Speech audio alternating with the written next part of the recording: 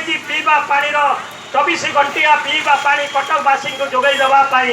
ତାହା ଆଜି କାର୍ଯ୍ୟକ୍ରମ ଦୀର୍ଘ 2 ବର୍ଷ ଭିତରେ ସାରିବା କଥା, ଆଜି 4 ବର୍ଷ ହେଇଗଲାଣି ତା କାର୍ଯ୍ୟ ମାନେ 15% 20% ମଧ୍ୟ ଆରମ୍ଭ ହୋଇନାହିଁ। ଯାହାଫଳରେ ବିଭିନ୍ନ ଏବଂ କଟକ ସହରକୁ ସୌନ୍ଦର୍ଯ୍ୟକରଣ କରିବା ପାଇଁ ଅମୃତ ଯୋଜନା କୋଟି କୋଟି ଟଙ୍କା ଆଇଛି। ଯେଉଁ ଅମୃତ ଯୋଜନା କାର୍ଯ୍ୟକାରୀ ହେଉଛି, ଯେଉଁ ପାର୍କ ଗୁଡ଼ିକ ସୌନ୍ଦର୍ଯ୍ୟକରଣ ହେଉଛି, ଆପଣମାନେ ଦେଖିଥିବେ ତା ଦେହରେ ଯେଉଁ କୋଟି କୋଟି ଟଙ୍କା ଖର୍ଚ୍ଚ ହେଉଛି କେବଳ ଠିକାଦାର ଏବଂ ସେ କର୍ପୋରେଟ ଶାସକ ଦଳର କର୍ମୀମାନେ, ଶାସକ ଦଳ ନେତାମାନେ କେବଳ ତା ଦେହରେ ସଂଶ୍ଳିଷ୍ଟ ଏବଂ ଅର୍ଥକୁ ତୋଷରପାତ କରିବାର ଯେଉଁ ଉପାୟ ଅବଲମ୍ବନ କରିଛନ୍ତି। ଏବଂ କଟକ ମହାନଗର ନିଗମରେ ଯେଉଁଭଳି ଭାବରେ ବ୍ୟବସ୍ଥା ଚାଲିଛି, ପ୍ରତ୍ୟେକ ଦିନ ଖବରକାଗଜ ଉଲ୍ଟେଇଲେ ବିଭିନ୍ନ ଦୁର୍ନୀତି କଥା ଆପଣ ପଢ଼ୁଛନ୍ତି। କଟକ ମହାନଗର ନିଗମ ଏକ ଦୁର୍ନୀତିର ଗ୍ରନ୍ଥାଗାର ପାଲଟି ଗଲାଣି ଏବଂ ଦିନକୁ ଦିନ ପ୍ରତ୍ୟେକ କ୍ଷେତ୍ରରେ ପ୍ରତ୍ୟେକ ଅବସ୍ଥାରେ ଆପଣ ଦେଖିବେ